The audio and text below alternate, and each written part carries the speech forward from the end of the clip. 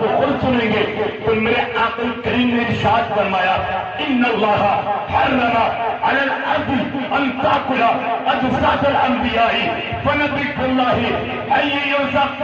آقا فرماتے ہیں بے شک اللہ نے زمین پر حرام فرما دیا ہے کہ وہ نبیوں کے جسموں کو کھائے. اللہ کا ہر نبی زندہ ہے. اے بزرگا جیسے آج میں اپنے غلاموں کی درود پاک کو سنتا ہوں سب کو بتا دینا دنیا سے جانے کے بعد بھی میں اپنے غلاموں کی درود پاک کو خود سنتا رہا. زندہ باد نعرہ تکبیر نعرہ رسالت نعرہ حیثیت مطلب اعلیٰ حضرت جشن عید میلاد النبی جشن عید میلاد النبی حضرت علامہ مفتی شمشاد رضا صاحب قبلہ نئی نعرہ تکبیر نعرہ رسالت زندہ باد. میں دنیا سے جانے کے بعد بھی اپنے غلاموں کے درود پاک کو سنتا رہا. نصرت المجالس جلد 2 صفحہ 210 کی حدیث پاک میں خرابی نہ پڑھ کر مفہوم آپ تک پہنچا دوں. حضرت عباس رضی اللہ تعالی عنہ جو رشتے میں میرے پیغمبر اسلام کے چچا آئے اور آنے کے بعد بہت دیر تک آقا کو دیکھتے رہے. نبی کی قوت سماعت پر کوئی کرے بہت دیر تک دیکھتے رہے. آقا نے ارشاد فرمایا میرے چچا عباس کچھ معلوم کرنا چاہتے ہو کچھ جاننا چاہتے ہو؟ اب کہتے ہیں یا رسول اللہ معلوم تو کرنا چاہتا ہوں میں جاننا تو چاہتا ہوں مگر بات 40 سال پرانی ہو چکی ہے. کتنی پرانی؟ 40 سال.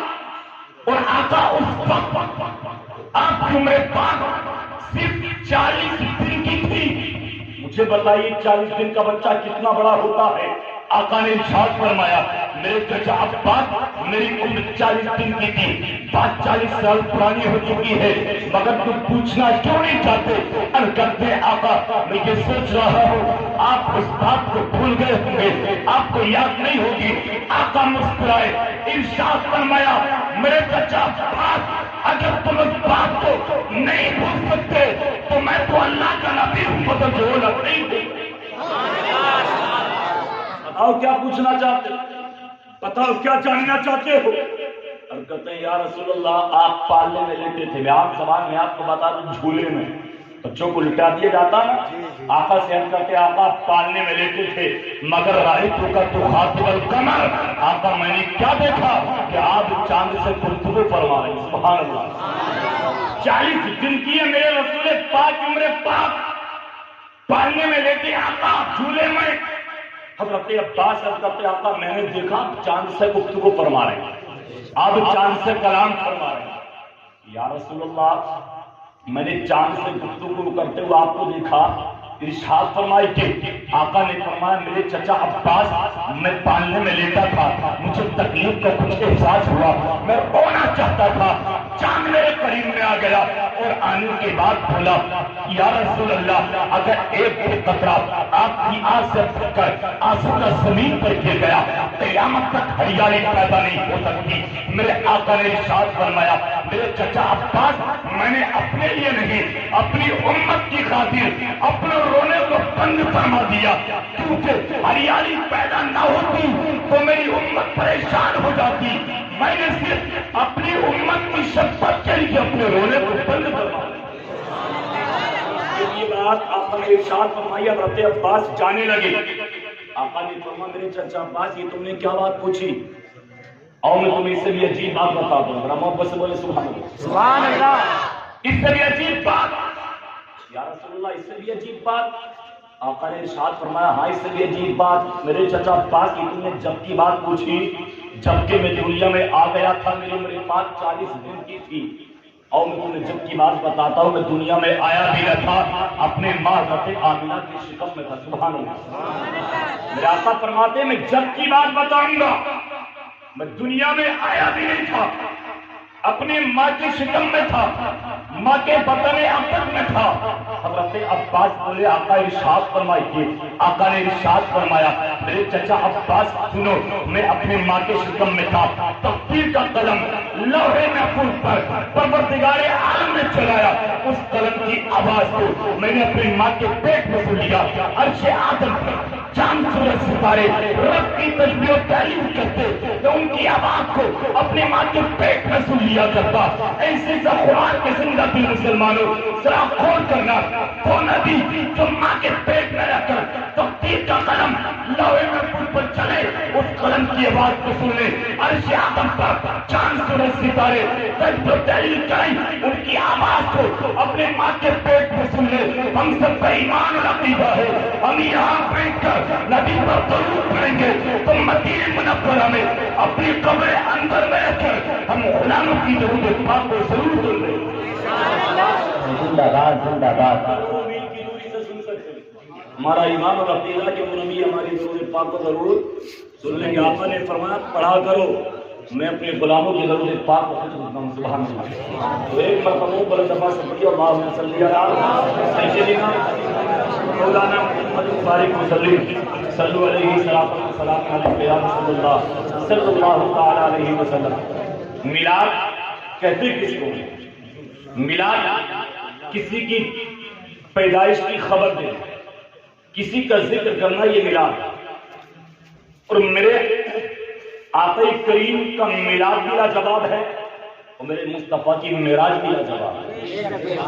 آقا کا دنیا میں تشریف لانا یہ میلاد ہے، اور آقا کریم کا رب کے قرب خاص میں چلا جانا یہ معراج ہے۔ اور آقا کی نہ میلاد کا جواب ہے اور مصطفیٰ کی نہ معراج کا جواب، دونوں لاجواب ہے۔ اور جس انداز میں، جس شان و شوکت کے ساتھ میرے رب نے اپنے حبیب کا میلاد قرآن میں بیان کی، اس انداز میں کسی اور نبی کا نہیں ہے۔ جس شان و شوکت کے ساتھ اللہ تعالیٰ نے اپنے پیارے پیغمبر کی تعریف اپنے مقدس قرآن میں فرمائی، اس انداز میں پروردگار نے کسی اور نبی کا ذکر نہیں فرمایا۔ آپ قرآن کو پڑھیے، قرآن کو پڑھیے تو سر سے لے کر پاؤں تک پروردگار عالم نے اپنے نبی کی تعریف بیان کرنا۔ رب کی مقدس کتاب کو اٹھائیں اور آپ پڑھیں تو پتہ چلے گا پروردگار نے میرے نبی کے چہرے کے بارے میں قرآن میں بیان کیا بدوہا، میرے نبی کی زلفوں کے بارے میں رب نے قرآن میں بیان کیا، واللیل اذا سجا، میرے نبی کی آنکھوں کے بارے میں رب نے قرآن میں بیان کیا، ما زاغ البصر وما طغى، میرے نبی کے سینے مبارک کے بارے میں رب نے قرآن میں بیان کیا، الم نشرح لک صدرک، میرے نبی کی آمد کے بارے میں رب نے قرآن میں بیان کیا، قد جاءکم من اللہ نور، میرے نبی کے مقام کے بارے میں رب نے قرآن میں بیان کیا، وما ارسلناک الا رحمۃ للعالمین، میرے نبی کی زبان کے بارے میں رب نے قرآن میں بیان کیا، وما ينطق عن الهوى، میرے نبی کی رفتار کے بارے میں رب نے قرآن میں بیان کیا، سبحان الذی اسریٰ، میرے نبی کے اخلاق و کردار کے بارے میں رب نے قرآن میں بیان کیا، انک لعلی خلق عظیم، میرے نبی رب نے قرآن میں بیان کیا، انما انا بشر مثلکم، گویا کہ جس انداز میں پروردگار نے میرے نبی کی تعریف فرمائی، اس انداز میں کسی اور نبی کی تعریف نہیں فرمائی۔ اعلیٰ حضرت عطیہ البرکت مجدد دین و ملت اشاہ امام احمد رضا خان پکار اٹھے، یا رسول اللہ سرور کہوں کہ مالک و مولا کہوں تجھے، باغ خلیل کا کھلے زیبا کہوں تجھے، تیرے تو بس عیب تنہی سے ہے بڑی، حیران ہوں میرے شاہ میں کیا کیا کہوں تجھے، عادل رضا نے ختم سخن اس پہ کر دیا کہ خالق کا بندہ خلق کا آقا کہوں تجھے۔ اے زندہ باد، نعرہ تکبیر، نعرہ رسالت، نعرہ غوثیت، مسلک اعلیٰ حضرت، علماء اہل سنت، نعرہ تکبیر، نعرہ رسالت، زندہ باد حضرت، زندہ باد۔ جس انداز میں رب نے مقدس قرآن کریم میں اپنے نبی کی تعریف فرمائی، اس انداز میں کسی اور نبی کی تعریف نہیں فرمائی۔ ایک شاعر کہتا ہے اس میں احمد کی تعظیم کی منکیوں، ان کی عظمت کو قرآن میں دیکھ لو، بے لقب ان کا نام مبارک کہیں کے بعد نبی پکارا ہے۔ اللہ نے اسی پیغمبر کی زندگی کو ہمارے اولاد کے لیے نمونہ بنایا۔ رب نے قرآن میں فرمایا لقد کان لکم فی رسول اللہ اسوۃ حسنہ، جس کا مفہوم یہ ہے اے لوگوں میں نے تمہارے لیے اپنے رسول کی زندگی کو نمونہ بنا دیا۔ اس دنیا میں 1,24,000 یا کم و بیش 2,24,000 پیغمبروں کو پروردگار نے پیدا فرمایا، مگر اللہ رب العزت نے اپنے آخری پیغمبر ہی کی زندگی کو ہمارے اولاد کے لیے نمونہ کیوں بنایا؟ پروردگار چاہتا تو حضرت آدم علیہ السلام کی زندگی کو بھی ہمارے اولاد کے لیے نمونہ بنا دیتا اور اب مان لیتے، انکار نہیں کرتے۔ حضرت آدم سے لے کر حضرت عیسیٰ روح اللہ تک جتنے بھی پیغمبر دنیا میں تشریف لائے ہیں، اگر کسی بھی پیغمبر کی زندگی کو پروردگار میرے تمہارے لیے نمونہ بنا دیتا تو ہم مان لیتے، انکار نہیں کرتے، مگر اللہ نے آخری پیغمبر کی زندگی کو نمونہ کیوں بنایا تو عالم تصور میں جواب ملے گا۔ اس لیے کہ جتنی خوبیاں جتنے کمالات میں نے سارے نبیوں کو عطا فرمائے ہیں، تمہارے لیے ایسے رسول کی زندگی کو نمونہ بنا دیا کہ جتنی خوبیاں جتنے کمالات میں نے سارے نبیوں کو عطا فرمائے ہیں، وہ ساری کی ساری خوبیاں سارے کے سارے کمالات تنابیہ کے بیٹے محمد کو عطا فرمائے۔ اللہ نے میرے تمہارے لیے ایسے رسول کی زندگی کو نمونہ بنایا کہ جس رسول کو پروردگار نے جتنی خوبیاں سارے نبیوں کو عطا فرمائی، جتنے کمالات سارے نبیوں کو عطا فرمائی، وہ ساری کی ساری خوبیاں اللہ نے ہمارے پیغمبر کو عطا فرمائی۔ اور قانون ساز، قانون بنانے والا بنا کر پروردگار نے اس دنیا میں ہمارے اور آپ کے پیغمبر کو پیدا فرمایا۔ اور جو قانون آقا کریم نے دنیا میں لا کر نافذ کیا، جو قانون بنا دیا، وہ آج تک ٹوٹا نہیں ہے اور قیامت تک ٹوٹے گا بھی نہیں۔ کل بھی جاری تھا، آج بھی جاری ہے، صبح قیامت تک جاری رہے گا تمام قوانین۔ لیکن آپ نے سوچا کہ نبی کے بنائے ہوئے قانون آج تک ٹوٹے کیوں نہیں یا قیامت تک ٹوٹیں گے کیوں نہیں؟ اس کی خاص وجہ یہ ہے کہ جو بھی قانون آقا کریم نے قوم تک پہنچایا، پہلے اس پر خود عمل کر کے دکھایا، پہلے خود عمل کر کے دکھایا۔ اور نبی کی سیرت کا مطالعہ کرو، نبی کی زندگی کو اٹھا کر کے دیکھو تو پتہ یہ چلے گا میرے آقا نے اگر قوم کو نماز پڑھنے کا حکم دیا تو آقا کریم نے نماز پڑھ کے قوم کو بتا دیا ہے۔ سچ اگر زکات دینے کا حکم دیا ہے تو میرے آقا کریم نے سچ کو خراب کر کے قوم کو بتا دیا ہے۔ یتیموں کے سر پر دست شفقت رکھنے کا حکم دیا ہے تو میرے آقا کریم نے پہلے یتیموں کے سر پر اپنا مبارک ہاتھ رکھ کر قوم کو بتا دیا ہے۔ غریبوں کو سینے سے لگانے کا حکم دیا ہے تو میرے آقا کریم نے غریبوں کو سینے سے لگا کر پہلے قوم کو بتا دیا ہے۔ پیغمبر اسلام نے اگر صبر کرنے کا حکم دیا ہے تو 3 دن کا پاکا کر کے پیٹ پر پتھر باندھ کر صبر کر کے میرے آقا نے قوم کو بتا دیا ہے۔ پیغمبر اسلام نے بیوہ عورتوں کی عزت کرنے کا حکم دیا ہے، وہ کوئی دنیا میں مثال نہ کر کے دکھائے۔ 25 سال کی عمر میں میرے آقا کریم نے 40 سال کے ابتدا خدیجہ الکبریٰ سے پہلا نکاح کر کے سینے سے لگا کر قوم کو بتا دیا ہے کہ یہ تو وجہ ہے جو قانون میرے آقا نے اپنی قوم تک پہنچایا، پہلے عمل کر کے دکھایا تو وہ قانون نہ کل ٹوٹے تھے، نہ آج ٹوٹے ہیں، نہ قیامت تک ٹوٹیں گے۔ وہ کل بھی جاری تھے، آج بھی جاری ہے، انشاءاللہ پورے قیامت تک جاری ہے۔ نبی کے بنائے ہوئے قانون کبھی نہیں ٹوٹے۔ بات تو آپ کے سمجھ میں آ رہی ہے؟ کبھی نہیں ٹوٹے، لیکن اللہ نے اپنے حبیب کی زندگی کو نمونہ بنایا۔ میں نبی کی پوری زندگی کی بات نہیں کرتا، نبی کی پوری زندگی کی بات نہیں کرتا، اگر ہم آپ گزار لیں تو انشاءاللہ چلتے پھرتے دنیا میں جنت ہے۔ میں نبی کی زندگی کے ایک پہلو پر آپ کے سامنے تھوڑی دیر گفتگو کرنے کی کوشش کروں گا۔ وہ ایک پہلو ہے کون سا؟ یہ علماء تشریح فرما وہ ایک پہلو ایسا ہے کہ اگر میں نے اور آپ نے صرف اس ایک پہلو پر عمل کر لیا تو اس دنیا سے بہت سارے گناہ ختم ہو جائیں گے، بہت سارے جرائم مٹ جائیں گے، بہت ساری برائیاں دور ہو جائیں گی۔ وہ پہلو کون سا ہے؟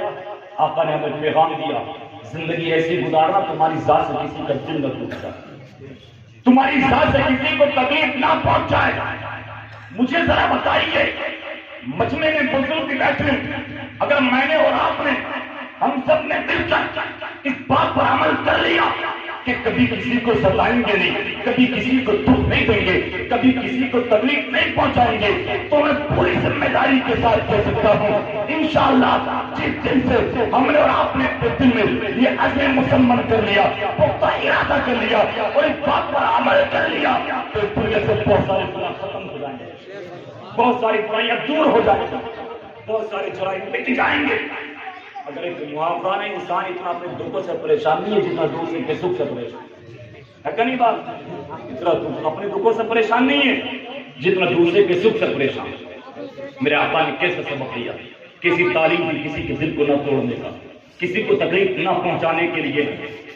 بڑا مشہور واقعہ، بات تو چھوٹی ہے مگر یہاں سے جا کر آپ جب لیٹیں گے چارپائی پر اس بات پر غور و فکر کریں گے، یا دل میں چلتے پھرتے کام و کاج کرتے آپ اس بات پر غور و فکر کریں گے. مجھے امید آپ کو بات بہت بڑی محسوس ہوگی. وہ بات کیا ہے؟ میرے آقا کریم کی بارگاہ میں ایک نبی کے غلام آئے اور آنے کے بعد بولے آقا میرا بیٹا کھو گیا، آقا میرا بیٹا گم ہو گیا، نہ جانے میرا بیٹا کہاں چلا گیا، مجھ سے اپنے بیٹے کی جدائی برداشت نہیں ہو پا رہی. آقا مجھے میرے بیٹے کے بارے میں خبر دی، آقا مجھے میرے بیٹے کے بارے میں بتائیے. ایک ماں کو ایک باپ کو اپنی اولاد سے محبت بہت ہوتا ہے، پیار بہت ہوتا ہے. مجھے درد ہوتا، مجھے احساس ہوتا. دور حاضر میں بہت سارے نوجوان آپ کو اس میں مل جائیں گے، ماں بڑھاپے کے عالم میں، اور ان نوجوانوں کی زندگی اچھی گزر رہی ہے، کھا پی رہے ہیں مگر ماں باپ کی طرف کو نہیں دیکھتے. ماں باپ، بوڑھا باپ، آپ نے دیکھا ہوگا شہر قصبوں میں رکشہ چلاتا نظر آتا، گھر میں بیٹے چار چار دو جوان محنت مزدوری کرتے نظر آتے، ماں باپ کی طرف کو نہیں دیکھتے. آقا فرماتے تم چاہتے ہو تمہارا اللہ اور رسول راضی ہو جائے، اپنے ماں باپ کو راضی کر لو، اللہ اس کا رسول راضی ہو جائے. گھر میں ماں باپ کو نہیں دیکھا جاتا مگر ماں باپ کی محبت اولاد سے بغیر کسی لالچ سے ہوتی ہے. کوئی لالچ ماں باپ کی محبت میں نہیں ہوتا، بغیر کسی لالچ کے اپنی اولاد میں محبت کرتے ہیں. وہ نبی کے غلام کہتے آقا بیٹا کھو گیا، جدائی برداشت نہیں ہو پا رہی، آقا مجھے میرے بیٹے کے بارے میں خبر دیجیے. آقا کریم نے ابھی اپنی زبان سے کچھ ارشاد نہیں فرمایا، نبی کے دوسرے غلام کھڑے ہوئے، عرض کرتے یا رسول اللہ میں نے اس کے بیٹے کو فلاں جگہ پر دیکھا، فلاں باغیچے میں دیکھا. اتنا سننا تھا نبی کے غلام پیچھے کو جانے لگے، دوڑنے لگے. آقا کریم نے فرمایا میرے غلام جاتے کہاں؟ عرض کرتے یا رسول اللہ بیٹے کو پوچھنے آیا تھا، بیٹے کی خبر مل گئی، میں بلانے جا رہا ہوں. اب ذرا نبی کے جملوں پر غور کرنا، نبی کی باتوں پر غور کرنا. نبی کے غلام پلٹے، آقا نے فرمایا بیٹے کی خبر نہیں گئی، بلانے جا رہے ہو؟ عرض کرتے ہاں یا رسول اللہ. ارشاد فرمایا بیٹے کو بلانے تو جا رہے ہو، بیٹے کو لینے تو جا رہے ہو مگر ہمارے جملوں کو سنو اور ان پر عمل کرو. عرض کرتے آقا فرمائے ارشاد فرمایا جب وہاں پر جاؤ اور بیٹا تمہارے سامنے آئے، بیٹے کو بلاؤ تو بیٹا کہہ کر مت پکارو، بیٹے کا نام لے کر بلاؤ. اپنے بیٹے کو وہاں سینے سے مت لگانا، وہاں پیشانی کو مت چھومنا، وہاں بیٹے کو پیار مت کرنا. نبی کے غلام تڑپے آقا بیٹا میرا ہے، لقب جگر میرا ہے، دل کا ٹکڑا میرا ہے، آقا میں سینے سے لگاؤں گا، پیشانی کو چوموں گا. آقا نے فرمایا خبردار جو میں کہتا ہوں عمل کرنا. آقا کی بات عمل کرتے ہی یا رسول اللہ آپ کا حکم میری سر و آنکھوں پر ہے، جو آپ نے فرما دیا میں عمل کروں گا. اگر بیٹا میرا، دل کا ٹکڑا میرا، خونے جگر میرا، لقب جگر میرا، آقا پھر بھی باپ پیار نہ کروں، سینے سے نہ لگاؤں، پیشانی کو نہ چھوڑوں، بیٹا کہہ کر نہ پکاروں. آقا مجھے اس کی وجہ بتائی. اچھا بات تعجب میں ڈال دینے والی ہے یا نہیں؟ بیٹا ان کا آقا منع فرمانے، وہاں بیٹا مت کہنا، وہاں پیار مت کرنا، وہاں پیشانی کو مت چھوڑنا. نبی کو غلام عرض کرتے آقا اس کی وجہ بتائیے. میرے آقا کریم نے ارشاد فرمایا میرے غلام جس جگہ پر تیرا بچہ ہے اسی جگہ پر اور بھی بچے ہیں. ممکن ہے ان بچوں میں ایسے بھی بچے ہوں جن کے باپ کا انتقال ہو گیا ہے، جن کا باپ دنیا سے چلا گیا ہے. میرے غلام اگر وہاں جانے کے بعد تم نے اپنے بیٹے کو بیٹا کہہ کر پکارا، سینے سے لگایا، پیار کیا، پیشانی کو چوما، تو میرے غلام کو بچے جن کے باپ کا انتقال ہو گیا ہے انہیں اپنے باپ کی یاد آ جائے گی، بلا کی محبت ان کے سینے میں تڑپ اٹھے گی، وہ سوچنے لگیں گے کاش اگر آج ہمارے باپ زندہ ہوتے ایسے ہی بیٹا کہہ کر کے پکارتے، ایسے ہی سینے سے لگاتے، پیار کرتے، پیشانی کو چومتے، میرے غلام ان یتیم بچوں کا دل ٹوٹ جائے گا۔ میں محمد عربی نہیں چاہتا کسی کے دل کو توڑ دیا جائے، کیونکہ میں دنیا میں دلوں کو توڑنے نہیں بلکہ ٹوٹے ہوئے دلوں کو توڑنے آیا۔ زندہ باد زندہ باد، بہت اچھا۔ آقا کی تعلیم تو دیکھیں، میرے آقا کا سبق تو دیکھیں، آقا فرماتے ہیں دلوں کو توڑنے نہیں آیا بلکہ ٹوٹے ہوئے دلوں کو جوڑنے آیا۔ اور آج ہمارے حالات ایسے ہو گئے، ہم نمازیں بھی پڑھتے ہیں اس کے باوجود ایک دوسرے کو تکلیف پہنچاتے ہیں۔ تو میں بتاؤں تکلیف دینا، علماء بیٹھے اگر آپ نے کسی کی پیٹھ پیچھے ایسی بات کہہ دی، اگر وہ سامنے ہوتا تو ناگوار گزرتی، یا اب سنے گا تو ناگوار گزرے گی۔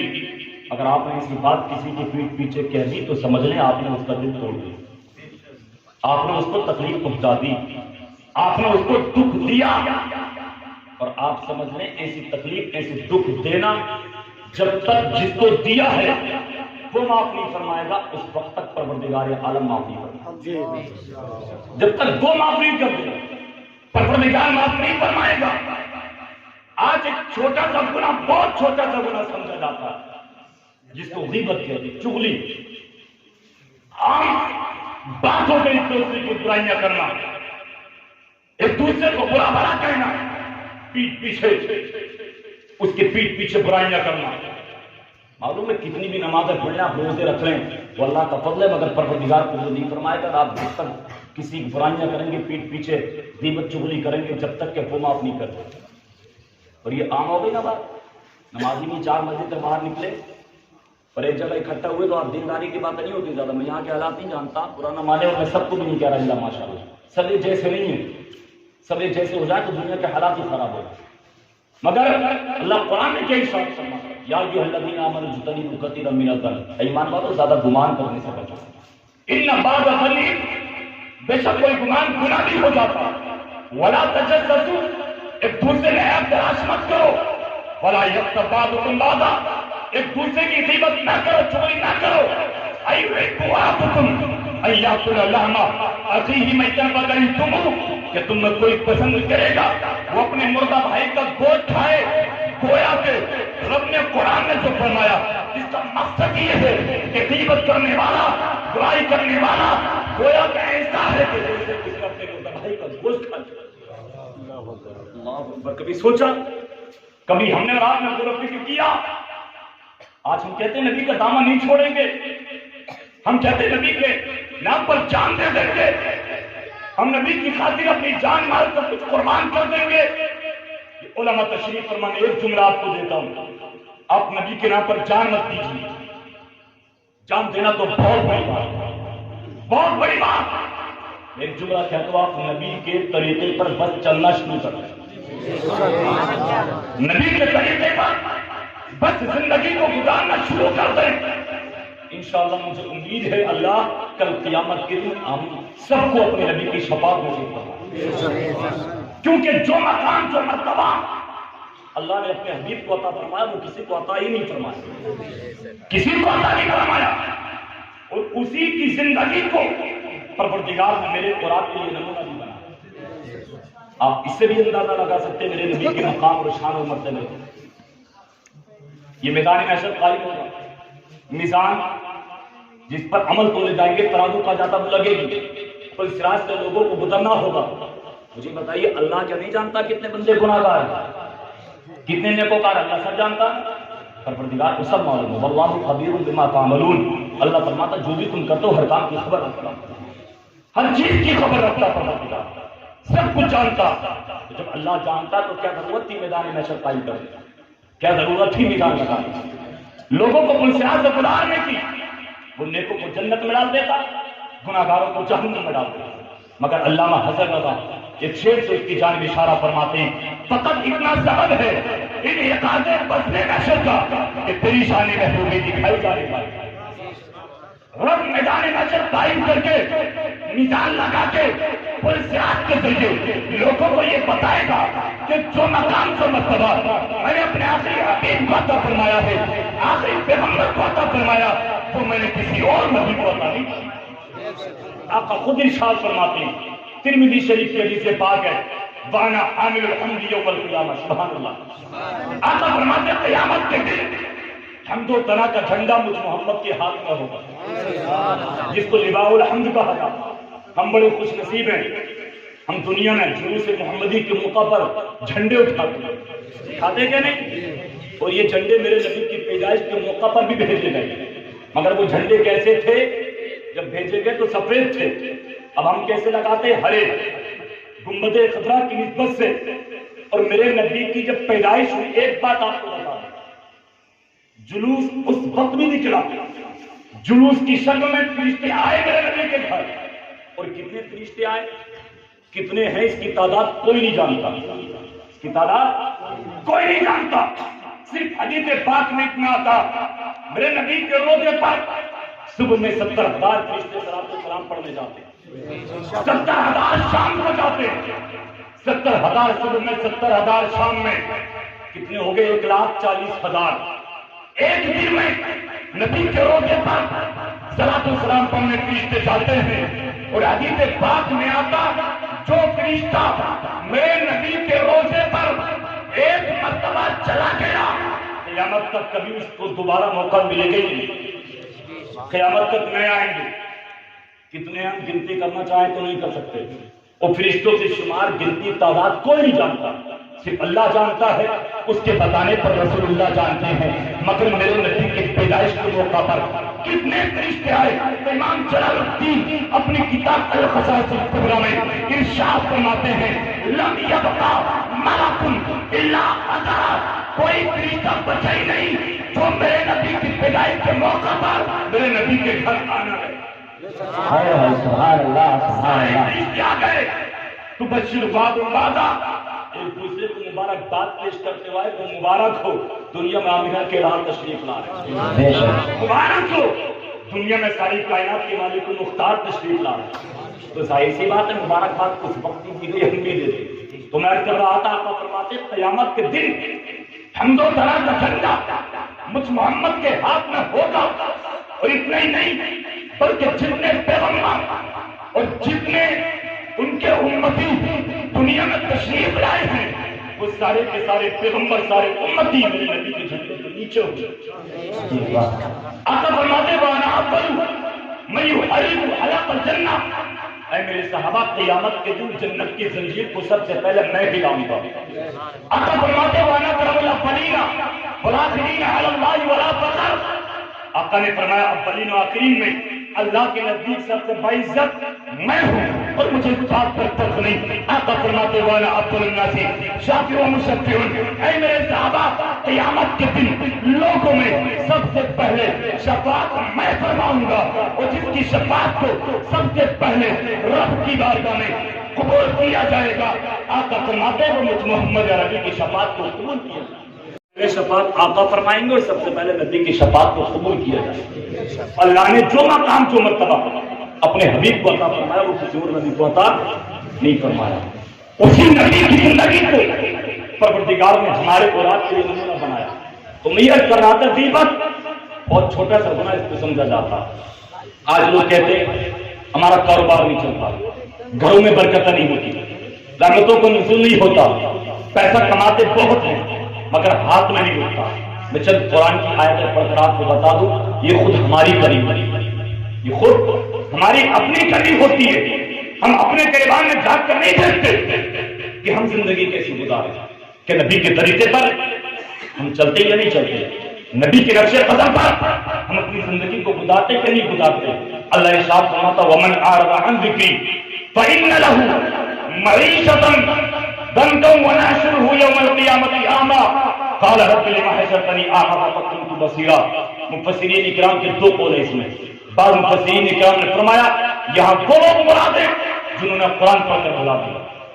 بعض مفسرین فرماتے ہیں یہاں مطلق رب کی عبادت مراد، نماز روزہ حج و زکات مطلق رب کی عبادت، فرمایا کہ رب فرماتا جنہوں نے میرے ذکر سے اعراض کیا، میری عبادت کو نہیں کیا، اللہ فرماتا دنیا میں میں ان کی زندگی کو تنگ کر دوں گا۔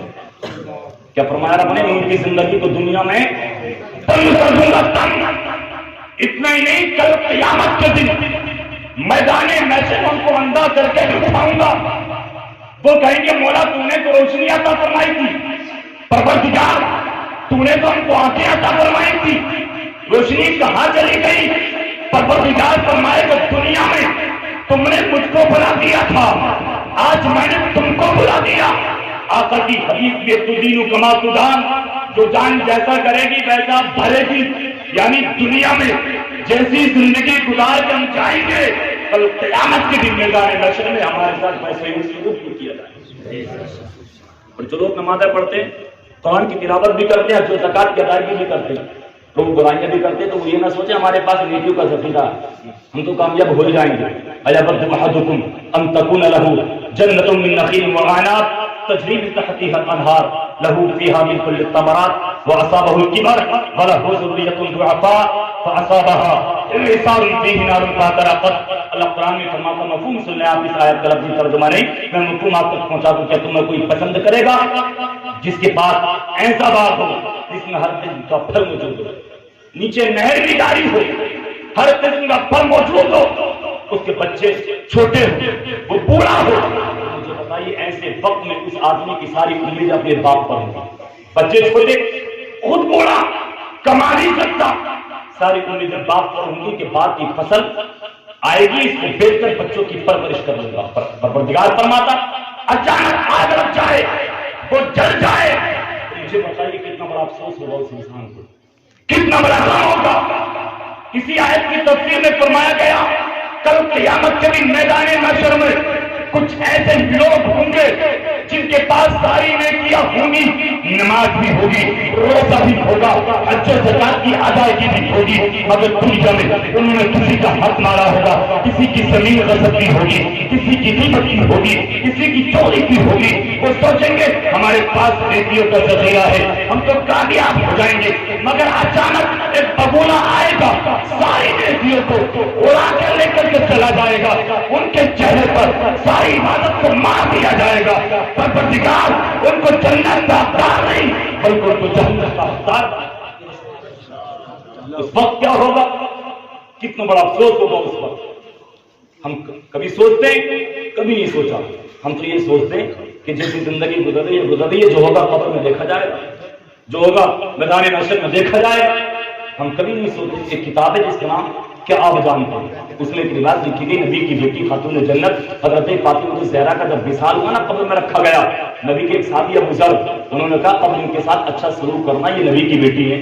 بات تو صحیح تھی نا، مصطفیٰ کی بیٹی قبر کے اندر سے بات آئی، خبردار ابو ذر خاندان بیان مت کرو، یا نسب بیان مت کرو، میرے اندر کوئی خاندان نہیں چلتا، میرے اندر کوئی نسب نہیں چلتا، بلکہ میرے اوپر جو جیسا کر کے آئے گا میں اس کے ساتھ ویسے ہی سلوک کروں گا۔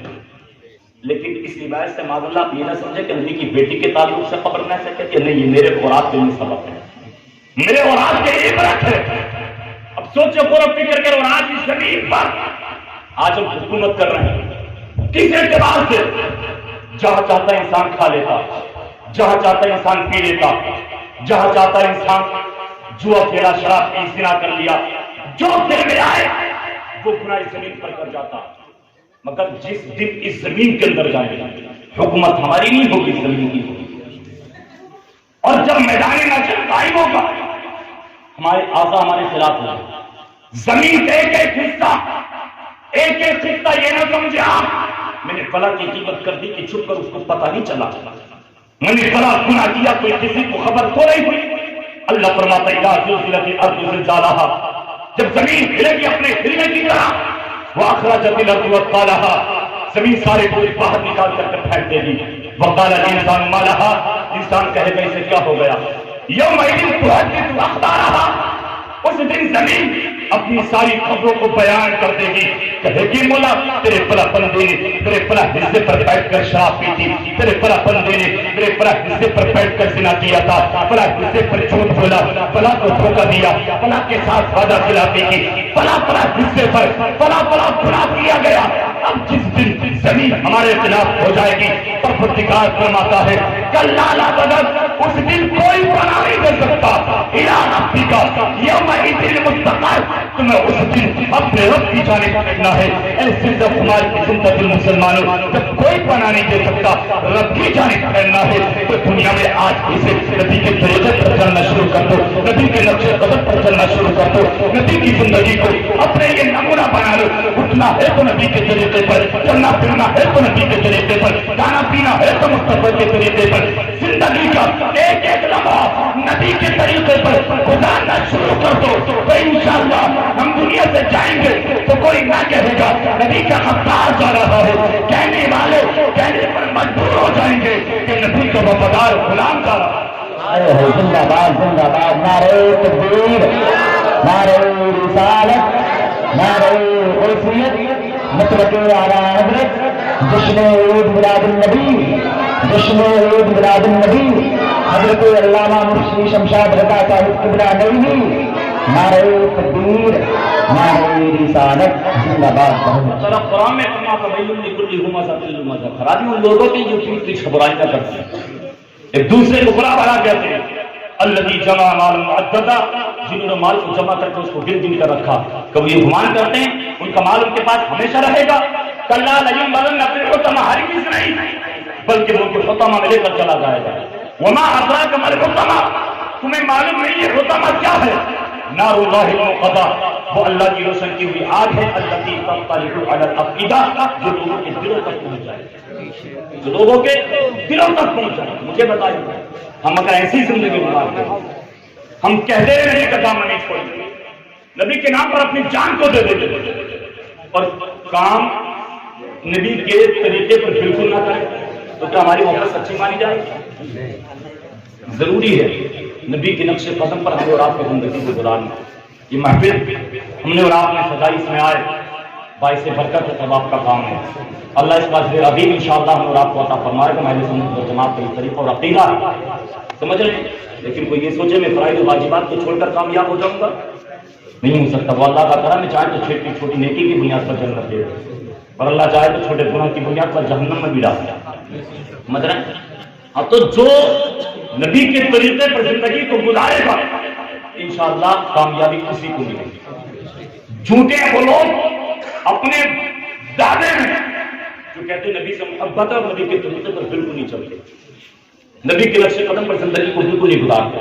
رب نے قرآن میں فرمایا لقد کان لکم فی رسول اللہ اسوۃ حسنہ، اے لوگوں میں نے تمہارے لیے اپنے رسول کی زندگی کو نمونہ بنایا، اور ایسے رسول کی زندگی کو نمونہ بنایا کہ جس رسول کو اللہ تعالیٰ نے تمام نبیوں میں افضل و اعلیٰ بنایا، تمام نبیوں میں افضل و اعلیٰ۔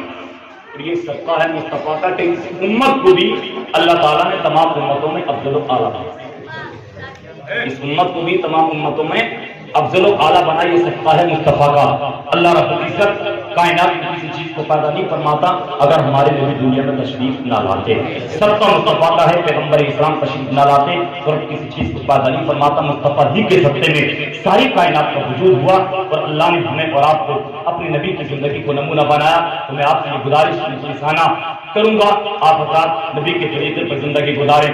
جان دینا تو بہت بڑی بات ہے، آپ چلیں پھریں اٹھے بیٹھے کھائیں پیئیں تو نبی کے طریقے پر، کہیں کھڑے ہو کر ہوٹلوں دکانوں مکانوں میں کھانا ہو آپ نہ کھائیں، آپ صرف دنیا داروں کی پرواہ نہ کریں، آپ مدینے کے تاجدار کی پرواہ کریں، اس کی محبت اس کی سنتوں کی پرواہ کریں، آپ بیٹھ کر کے کھائیں، سنت کے مطابق کھائیں، چلیں پھریں اٹھے بیٹھے سونا جاگنا سب کچھ نبی کے طریقے پر ہونا چاہیے۔ اللہ کی عبادت پابندی کے ساتھ 5 ٹائم کی نماز پڑھنا چاہیے، تو انشاءاللہ ہم دنیا میں بھی کامیاب، قبر میں بھی کامیاب، میدان محشر میں بھی کامیاب ہو جائیں گے۔ پروردگار سے دعا ہے اللہ رب العزت ہم سب کو عمل خیر کی توفیق عطا فرمائے۔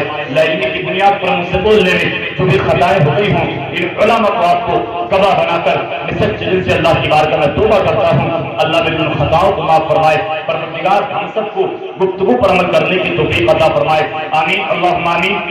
آخری اس سلسلے میں اپنی تقریر کے اخیر میں پڑھا کرتا ہوں، مجھے پسند ہے، امید انشاءاللہ آپ کو بھی پسند آئیں گے۔ ایک شاعر کہتا ہے کہ زندگی کے ہیں دو جہاں، زندگی کے ہیں دو جہاں، ایک یہ جہاں ایک دو جہاں، ایک یہ جہاں ایک دو جہاں، اور ان دونوں جہانوں کے درمیان فاصلہ ہے بس ایک سانس کا، ان دونوں جہانوں کے درمیان فاصلہ ہے بس ایک سانس کا، جو چلتی رہے تو یہ جہاں، جو رک جائے تو سب نہیں بول رہے، تو موت سے دعا کریں ابھی آ جائے۔ آپ تو سوچ رہے ہوں گے مفتی صاحب تو بہت کچھ کرنا، دنیا میں کچھ نہیں دیکھا، مگر موت سے گھبرائیے مت، یہ جب آئے گی تو چھوڑے گی نہیں، اور وقت سے پہلے یہ آئے گی، وقت سے پہلے نہیں آئے گی۔ تو شاید کہتا ہے جو چلتی رہے تو یہ جہاں، جو رک جائے تو وہ جہاں، کریں کیا؟ بڑا اچھا ذہن دیا، وہ کہتا پیارے سانسوں کی اس مالا میں رنگ بھر دو عشق رسول کا۔ اب تو محبت سے بولتے سبحان اللہ۔ میں اپنی تقریر میں بار بار سبحان اللہ بھی نہیں بلواتا، سمجھ رہے ہیں؟ ہاں جب جس کا جی چاہے بول رہے علماء بیٹھے 90 نیکیں ملتی ہے ایک مرتبہ سبحان اللہ بولنے پر یا الحمدللہ بولنے پر۔ میری سوچ یہ رہتی ہے جن کو نیکیوں کی ضرورت ہوگی وہ بولیں گے، اور جن کی نیکیاں زیادہ ہو چکی ہوں گی وہ نہیں بولیں گے، کم وہی کرتا ہے جس سے ضرورت ہوگی۔ تو شاعر کہتا ہے سانسوں کی اس مالا میں رنگ بھر دو عشق رسول کا، سانسوں کی اس مالا میں موتی پرولو درود کا، پھر یہ جہاں کہ وہ جہاں ساتھ ہوں گے محبوب دو جہاں، یہ جہاں کہ وہ جہاں ساتھ ہوں گے محبوب دو جہاں، وہ جب وہ ساتھ ہوں گے تو بیڑا اس میں تو کوئی شک کی بات ہے ہی نہیں، بلکہ میں تو یہ دعا کر کے جا رہا ہوں مولا تیرے نبی کی شان بہت بہت بہت کما ہوتا ہوں، میں نہیں بیان کر سکتا، عرب والا ہے مولا، جو دنیا میں تیرا نیک جنتی بندہ ہو اسی کے ساتھ ہمارا حشر فرما دینا، آمین۔ باخر دعوانا الحمدللہ رب العالمین، السلام علیکم ورحمۃ اللہ۔